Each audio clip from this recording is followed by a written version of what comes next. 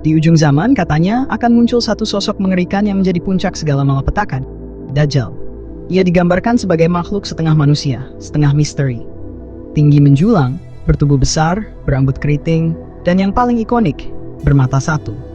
Matanya yang lain konon rusak atau hilang sebagai isyarat ketimpangan pandangannya terhadap kebenaran. Di dahinya tertulis kata kafir yang hanya bisa dibaca oleh orang-orang beriman. Ia bukan sekadar pembohong biasa, tapi penipu terbesar dalam sejarah manusia. Dajjal, menurut narasi umum, akan menjelajahi bumi dengan kecepatan luar biasa, membawa surga dan neraka di tangannya. Ia bisa menurunkan hujan, menghidupkan tanah mati, bahkan menghidupkan orang mati. Ilusi yang membius umat manusia hingga tak lagi mampu membedakan antara sihir dan mukjizat, antara kebenaran dan kebohongan. Ia akan mengklaim dirinya sebagai Tuhan dan sebagian besar umat manusia akan tunduk padanya, kecuali segelintir yang disebut sebagai kaum beriman sejati. Narasi ini diulang-ulang di mimbar-mimbar, ceramah, film, hingga buku-buku eskatologi populer. Ia hadir dalam bentuk monster religius yang menjadi ketakutan kolektif umat Islam, simbol dari akhir segalanya, puncak dari segala kerusakan moral dan spiritual. Ketika segala tanda-tanda telah muncul, Dajjal diyakini akan datang, menebar fitnah terbesar yang pernah ada. Itulah yang dikatakan. Namun ada yang mengganggu. Di mana letak rasionalitas dalam mempercayai bahwa di akhir zaman nanti akan datang satu makhluk raksasa dengan satu mata, membawa surga dan neraka sakuan, menghidupkan orang mati, dan menundukkan dunia hanya dengan ilusi dan tipu daya. Apakah mungkin, dalam dunia yang semakin canggih dan terhubung ini, kita masih bisa percaya bahwa kebenaran akhir zaman dikunci oleh satu makhluk dongeng yang wujudnya lebih mirip tokoh fantasi ketimbang realitas?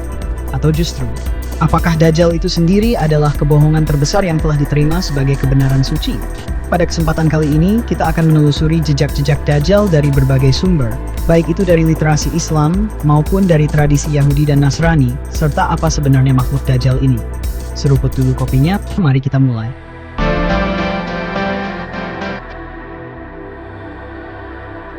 Sebelum Dajjal menjadi nama, ia adalah kata. Dan setiap kata punya akar, sejarah, dan jejak semantik yang tidak bisa diabaikan. Dalam hal ini, memahami Dajjal bukan dimulai dari apa yang dikatakan tentangnya, tapi dari bagaimana ia terbentuk secara bahasa. Karena seringkali, dusta terbesar tersembunyi dalam pengabaian terhadap makna. Kata Dajjal berasal dari akar kata Dajjala, yang bermakna menutupi, melapisi, menyalut. Dan dalam perkembangan maknanya juga berarti menipu, memalsukan, mendistorsi kenyataan. Kata ini digunakan dalam bahasa Arab klasik untuk merujuk pada segala sesuatu yang membungkus sesuatu yang lain hingga tidak tampak bentuk aslinya. Misalnya, logam yang dilapisi emas palsu disebut mudajjal, bukan karena ia emas, tapi karena ia terlihat seperti emas. Ini bukan sekadar kebohongan, ini kebohongan yang menyamar sebagai kebenaran. Dalam bentuk sigot mubalaghah, kata Dajjal menjadi bentuk intensif. Bukan sekadar pembohong, tetapi sumber utama kebohongan, atau bisa dikatakan simbol dari sistem kebohongan yang besar dan menyeluruh. Dengan kata lain, Dajjal tidak merujuk pada satu individu spesifik, tapi pada fenomena kolektif yang masif. Sesuatu yang menyebar dan menyelimuti realitas, membuat manusia tak lagi mampu membedakan antara yang benar dan yang palsu. Lebih jauh, dalam beberapa kamus bahasa Arab tua, seperti Lisanul Arab karya Ibnu Manzur dan Muqoyas al-Lugha karya Ibnu Faris, makna Dajjala dikaitkan dengan tindakan mengaburkan dan menipu secara sistemik, bukan sekadar kebohongan sesaat. Ia adalah ilusi yang terstruktur, sebuah sistem kebenaran palsu. Jadi, bila kata dasarnya saja sudah menolak personifikasi, mengapa kita begitu yakin bahwa Dajjal adalah seorang manusia? Lebih mengganggu lagi, dalam Al-Quran, kata Dajjal tidak pernah disebut, bukan sekalipun. Tidak ada ayat yang menjelaskan ciri-cirinya, keberadaannya, atau perannya di akhir zaman. Sementara dalam banyak aspek lain tentang eskatologi, Al-Quran cenderung eksplisit tentang hari kiamat, surga, neraka, Yajuj dan Majuj. Semuanya disebut. Tapi Dajjal tidak. Ia hanyalah hantu linguistik yang baru mendapat tubuh dalam hadis-hadis akhir zaman. Itu pun penuh kontradiksi. Lalu pertanyaannya, jika Dajjal secara filologis berarti kebohongan besar, dan secara tekstual Qur'ani tidak pernah disebut, atas dasar apa kita mempercayai ia sebagai makhluk literal? Dan yang lebih menyakitkan, apakah kita sedang menyembah kebenaran atau tersesat dalam kebohongan yang bersyahadat?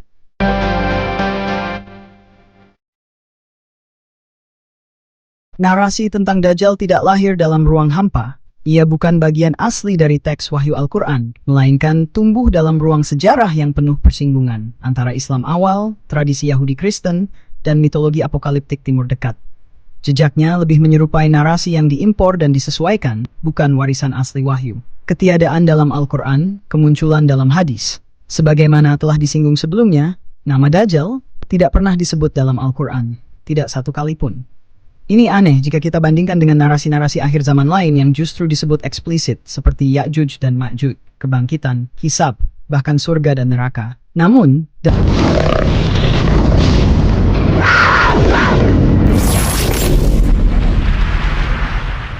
di setiap zaman, selalu ada kegelapan yang menyelimuti kebenaran. Dan di balik setiap kegelapan, selalu ada sosok yang menyalakan api kebohongan. Dari sinilah umat manusia diperintahkan untuk waspada terhadap fitnah terbesar yang pernah ada, yaitu fitnah Dajjal.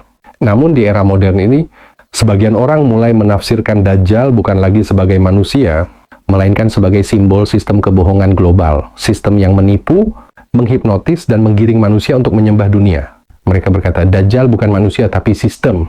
Tapi, benarkah begitu?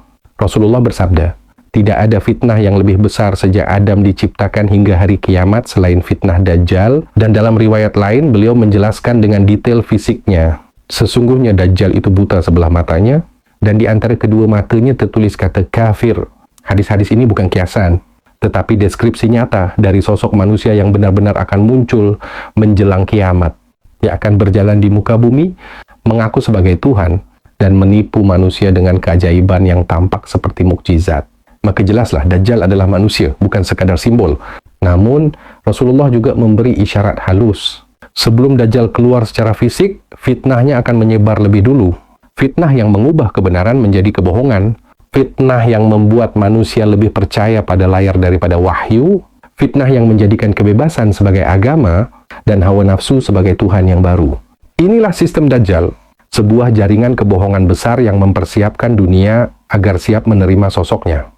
Sebuah sistem yang menghapus batas antara benar dan salah, antara yang suci dan yang palsu, hingga saat sang Dajjal muncul, manusia sudah tidak lagi mengenali kebenaran.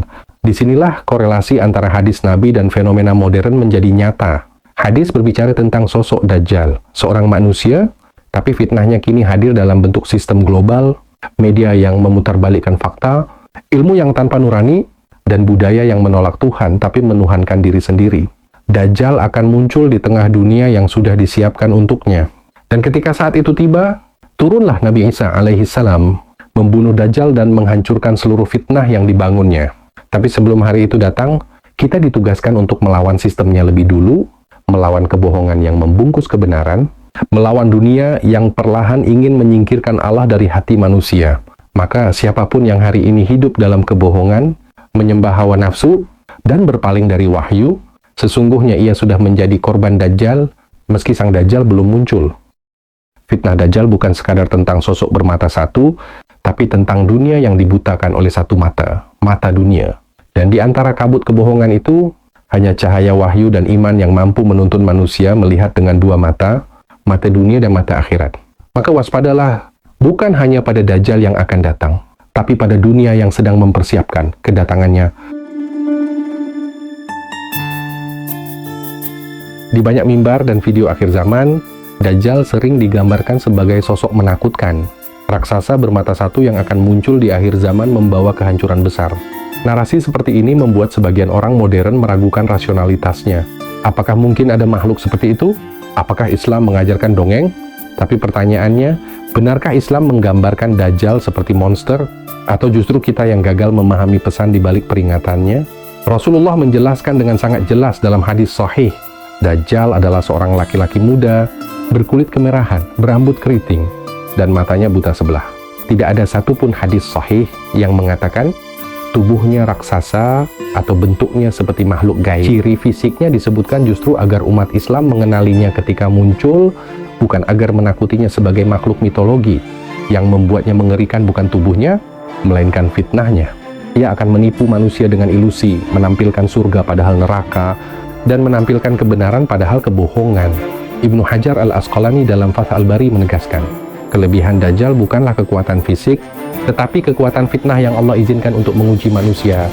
Dajjal akan muncul membawa apa yang tampak seperti mukjizat, menurunkan hujan, menghidupkan tanah, bahkan membangkitkan orang mati, tapi semua itu bukan kekuasaan Tuhan, melainkan fitnah penglihatan, istidraj, sebuah tipu daya yang menguji siapa yang beriman dan siapa yang mudah tertipu oleh sensasi. Disinilah letak kuncinya. Dajjal bukan sekadar individu, tapi juga sistem. Sistem kebohongan global yang membuat manusia memuja ilusi dan melupakan kebenaran. Dajjal adalah manusia nyata. Namun sistem yang ia bangun adalah fitnah yang hidup bahkan sebelum ia datang. Sebagian orang menjadikannya alasan untuk menolak keberadaan Dajjal. Namun para ulama menjelaskan bahwa tidak semua peristiwa akhir zaman disebut dalam Al-Quran secara eksplisit. Contohnya detail tentang turunnya Nabi Isa atau ciri-ciri Ya'juj dan Ma'juj pun dijelaskan melalui hadis, bukan melalui ayat yang panjang. Maka absennya nama Dajjal dalam Al-Quran bukan berarti ia tidak ada. Justru ini menunjukkan bahwa Al-Quran memberi kerangka besar iman kepada hari akhir, sementara Rasulullah menjelaskan rinciannya melalui wahyu hadis. Keduanya saling melengkapi. Menariknya, jauh sebelum Islam, tradisi Yahudi mengenal sosok mirip Dajjal bernama Armilus, makhluk jahat bermata satu yang mengaku sebagai Mesias dan menipu manusia.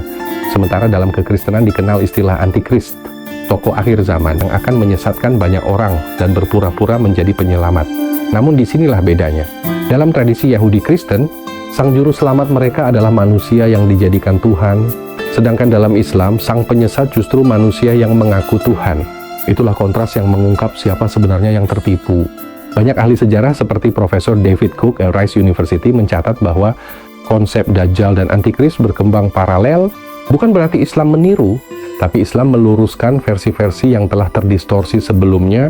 Ketika Rasulullah memperingatkan tentang Dajjal, beliau menutup sabdanya dengan doa, "Ya Allah, lindungilah kami dari fitnah Dajjal." Artinya, yang perlu ditakuti bukan hanya sosoknya, tapi fitnahnya yang bisa hadir jauh sebelum ia muncul. Dan hari ini kita menyaksikan sistem itu hidup di depan mata. Fitnah media, manipulasi informasi, kebohongan global, pencitraan yang menipu, semua bergerak bagaikan jaringan ilusi besar. Inilah bayangan fitnah Dajjalik. Dajjal mungkin belum muncul secara fisik, tapi sistemnya sudah beroperasi. Fitnah yang mengubah dusta jadi kebenaran, yang menjadikan keserakahan tampak seperti kemajuan, dan kekufuran tampak seperti kebebasan. Dajjal bukan raksasa, tapi manusia yang membawa fitnah raksasa. Ia bukan makhluk khayalan, tapi realitas sejarah yang akan datang. Ia menipu dengan sistem yang kini telah hidup di dunia modern. Dan yang membedakan seorang mukmin dari pengikutnya bukan kecerdasan, tapi keteguhan iman dan kejernihan hati untuk membedakan antara cahaya dan ilusi. Maka jangan tunggu Dajjal muncul untuk melawannya. Lawanlah fitnahnya sejak kini, dengan kejujuran, ilmu, dan iman yang teguh kepada Allah, Tuhan yang Esa, bukan Tuhan yang diserupakan dengan manusia.